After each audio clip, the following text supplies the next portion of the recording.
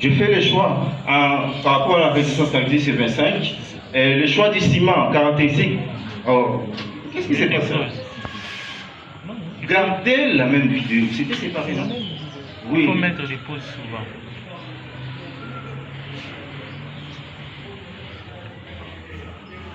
Oui, c'était comme ça. Donc c'est un peu ça. Donc je fais la résistance, donc le choix de la résistance du ciment et les coefficients que je viens d'expliquer qui tient compte de votre écran là. Donc j'ai pris c'était 0.5, si vous regardez là les tableaux. Avancez. 0.5. Okay. Alors ici ça me déduit directement la résistance moyenne que je vais utiliser et j'ai les rapports C sur E qui est là, le vide j'ai posé 2%. Si je prends le choix de dosage 350, ça veut dire que je connais déjà un peu la quantité de ciment à mettre dans le 1 mètre cube.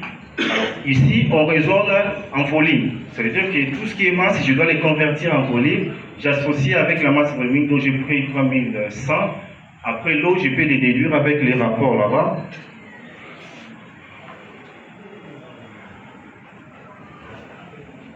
Ok, donc ça, j'ai trouvé les rapports S sur C qui m'ont permis de quantifier les ciments et les lots. L'autre vidéo. Expliquer des masses, je suis là, je regarde, il y a les 100%, voilà les concassés, il y a les 100% qui est là, donc je vais prendre YN-1, c'est lui, correspond à ses diamètres, et les autres un peu. Donc tu peux aller vite. Laissez la vidéo, ça va aller vite.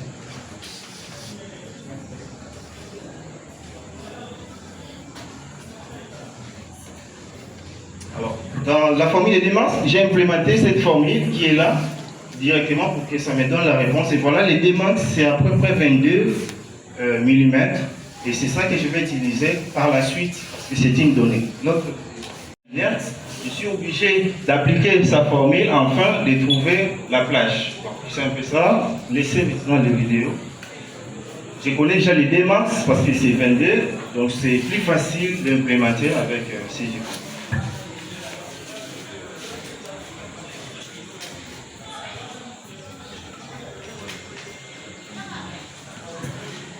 Ok, là je viens de terminer. Après, je peux directement associer avec les calculs de la formule dont je viens de démontrer. Je fais la différence. Donc si tu as l'Excel, ça va très vite, c'est 5 minutes, tu as déjà les résultats. Dès que tu as jonglé avec les mathématiques dérivées, tout ça, tu as l'expression obligatoirement. Ici, ça sera très facile avec Excel, ça va aller très très vite et après tu trouves les résultats. Dès que je tire cette partie, parce que c'est plus important, les AA, c'est celui-là qui est en dessous, et les AB, c'est celui qui est au numérateur, et j'ai trouvé les sommes ici, dont je vais aller ramener là-bas pour trouver. Passez dans l'autre vidéo. Proportion inerte maintenant, donc S' seconde. Je connais déjà les résultats que j'avais trouvés ici. Je vais faire les rapports. Après j'ai déduit les P secondes. Donc c'est un peu dans ce sens. Laissez les vidéos, ça va aller vite. Et je peux venir donner la conclusion. Ça veut dire que je ramène le même résultat. Ici, je sais que je peux faire 1 moins ça. Et j'ai nécessairement les résultats sous forme inerte. Après, autre vidéo.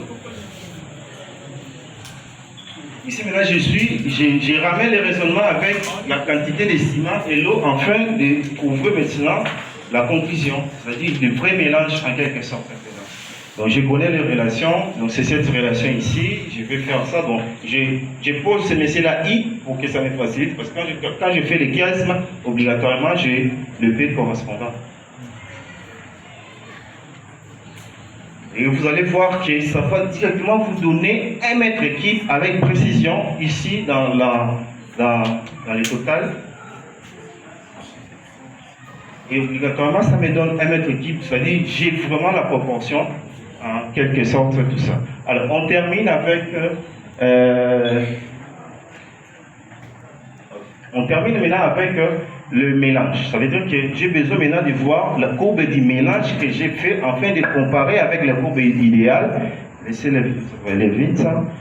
Donc je suis obligé, je prends ces messieurs-là, multipliés par les correspondants, les formules là, c'est-à-dire je vais prendre ça, multiplier par ça, plus ça. Or ça, j'ai déjà trouvé ça dans l'autre côté là, ça me permet et je peux seulement tirer.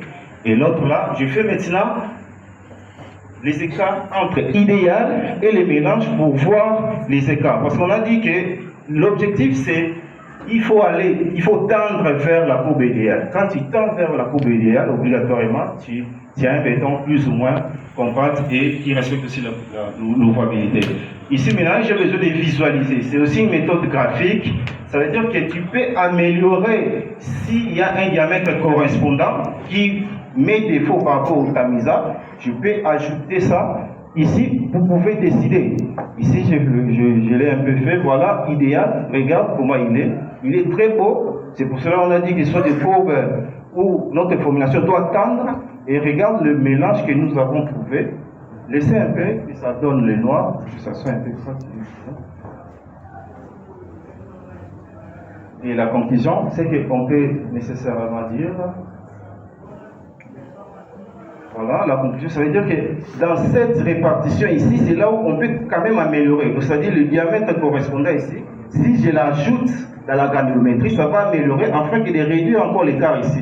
Et regarde ici, c'est vraiment excellent. Donc on peut jongler ici et ici, ça veut dire que ça vous permet de prendre des décisions sur quelle quantité de matériaux que tu peux ajouter dans votre soit sable ou soit votre concassé. Merci beaucoup et je pense que pour l'exposer, c'est vraiment. Je ne sais pas si je peux appeler ça question ou proposition, parce que vous avez fait beaucoup de démonstrations et ces démonstrations sont faisables avec Excel, c'est ça, oui? Je ne sais pas si vous pouvez, la mathématique, mais l'Excel qui facilite quand même les choses, les calculs, voilà.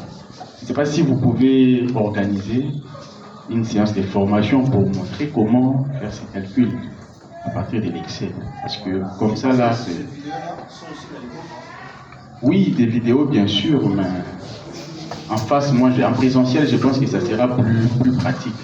Comme ça, là, il y a des idées qui échappent. Oh. Voilà, une autre question ici.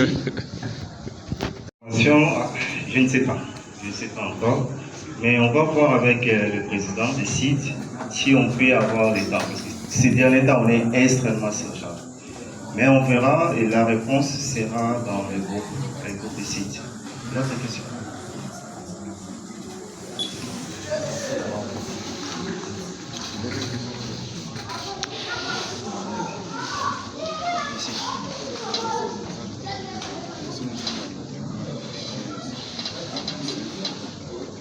Alors, je préfère prendre la méthode de Bollomé.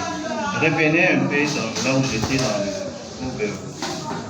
Les problèmes que vous pouvez arriver à faire, c'est de séparer les raisonnements du moins de carré par rapport aux méthodes que nous avons ici. Ça, c'est une méthode simplifiée. C'est pour ça que quand je fais l'exposé, j'ai dit comprenez les hypothèses de base. C'est quelle consistance qu'on a utilisée. Parce que si tu fais les calculs nécessairement de ça, je dis moi, fais-moi la formulation des bétons secs. Tu ne vas pas prendre les tableaux là qu'on a mis dans le support. Ça n'a pas de sens.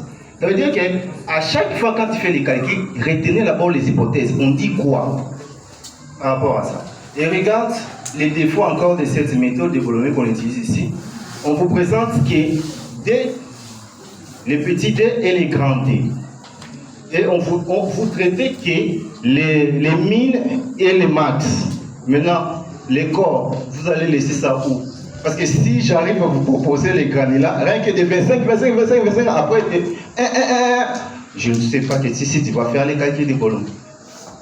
Alors, ne séparez pas Bollomé qu'on a ici et les moins des carrés. Il y en a, il est là, il est ici, il est ici. C'est-à-dire que les mêmes raisonnements mathématiques que j'ai fait avec Filaire, tu vas rien que remplacer les histoires de Bollomé. Mais sauf que dans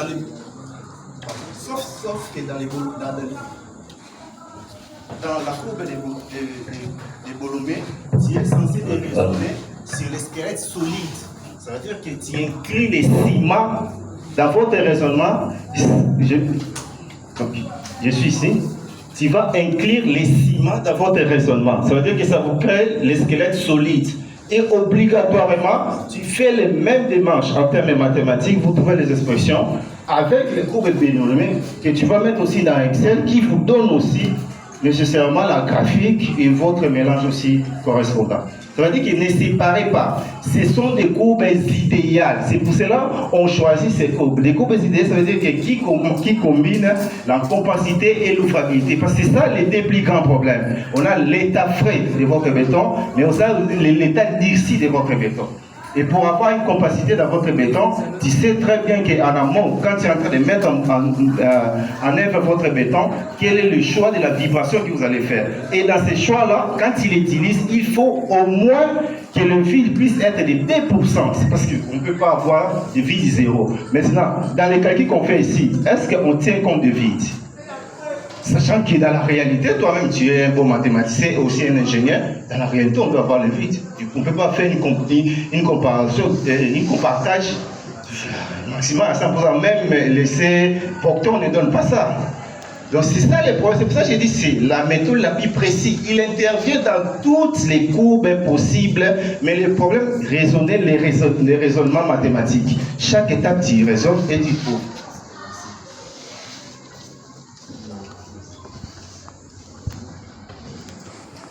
Ah, si nous sommes dans l'intervalle 15, 25, tout ça, alors ne faites pas la confusion entre les deux masses que nous utilisons. J'ai dit, ce qu'on utilise, ce sont, parce que tu peux avoir votre granulat, tu as tu peux avoir votre concassé. Regardez très bien, regarde seulement. Si je te dis, fais un travail, trouve-moi du diamètre à 25, ils ne seront pas nombreux. C'est ça le problème. C'est-à-dire, en termes de position, la norme belge nous dit d'appliquer une interpolation. Donc, c'est une interpolation. Tu regardes très bien, une interpolation. Mais regarde sa valeur, il tend toujours vers 25, mais il n'atteint pas 25. C'est en termes de précision.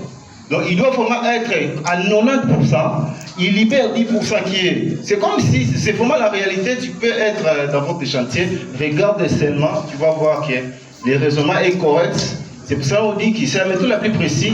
Il intervient aussi dans la correction des deux masses qu'il faut utiliser dans nos courbes idéales. C'est un peu dans ce sens. Dernière question. Face à la grandeur granulométrie, je ne crois pas. N'est pas trouvé au marché, quelle solution adaptée? Il ne faut pas poser cette question, mon frère. Il ne faut pas poser cette question. J'ai dit, tu es dans le central à béton. Tu maîtrises les matériaux dont toi-même tu es en train de confectionner. Quand tu vas même quand on a fait les stages, tu vas dans, on va appeler ça quoi? Sacrificace. Dans les sacrificaces.